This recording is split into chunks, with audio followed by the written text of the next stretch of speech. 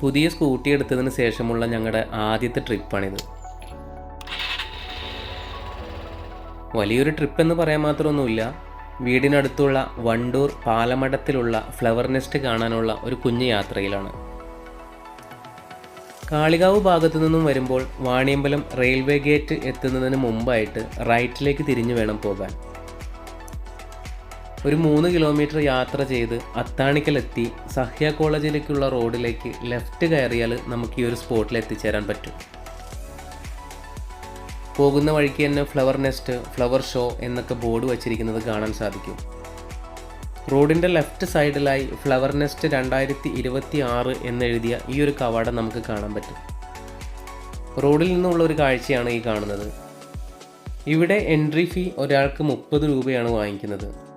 കൂടാതെ കാറും ബൈക്കും ഒക്കെ പാർക്ക് ചെയ്യാനുള്ളൊരു സൗകര്യം കൂടി ഇവർ ഒരുക്കിയിട്ടുണ്ട്. അതിന് സെപ്പറേറ്റ് പാർക്കിംഗ് ഫീയും ആവശ്യമാണ്.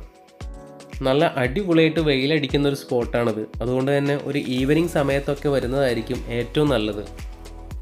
ചെണ്ടുമല്ലിപ്പൂക്കളൊക്കെ നല്ല ബ്രൈറ്റായിട്ട് അടിപൊളിയായിട്ട് ഇപ്പോഴും നിൽക്കുന്നുണ്ട്. പക്ഷെ സൂര്യകാന്തി പൂക്കളുടെ ഇപ്പോഴത്തെ അവസ്ഥ വളരെ ശോകമാണ്.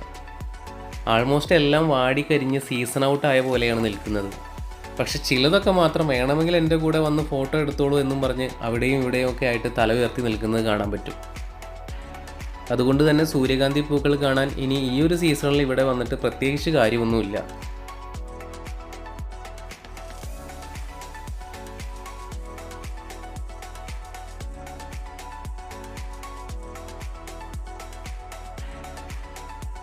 മാക്സിമം ഇതുപോലെയുള്ള സ്പോട്ടുകളിലൊക്കെ ചെല്ലുമ്പോൾ വേസ്റ്റും മറ്റ് സാധനങ്ങളൊക്കെ ഇവിടെ യൂസ് ആൻഡ് ത്രോ ചെയ്യാതിരിക്കാൻ നമ്മൾ മാക്സിമം ശ്രദ്ധിക്കുക.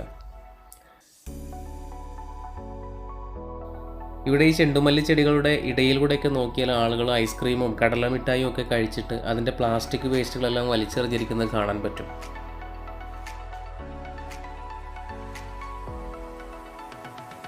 ഇതുപോലെയുള്ള ഓരോ സ്പോട്ടുകളും അവിടെ എത്തുന്ന യാത്രക്കാർ ശ്രദ്ധിച്ചാൽ മാത്രമേ നമുക്ക് നീറ്റായിട്ട് മെയിൻറ്റെയിൻ ചെയ്ത് കൊണ്ടുപോകാൻ പറ്റുകയുള്ളൂ.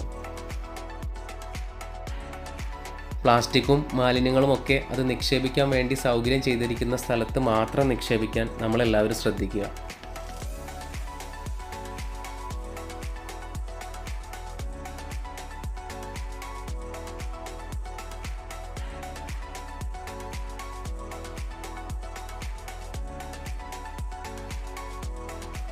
ഈ തോട്ടത്തിൻ്റെ ബാക്ക് സൈഡിലായിട്ട് കാണുന്നതാണ് സഹ്യ കോളേജ്.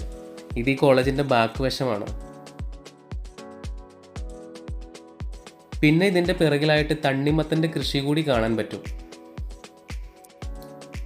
തണ്ണിമത്തൻ്റെ വിൽപ്പനയും ഇവിടെ ചെയ്യുന്നുണ്ട്.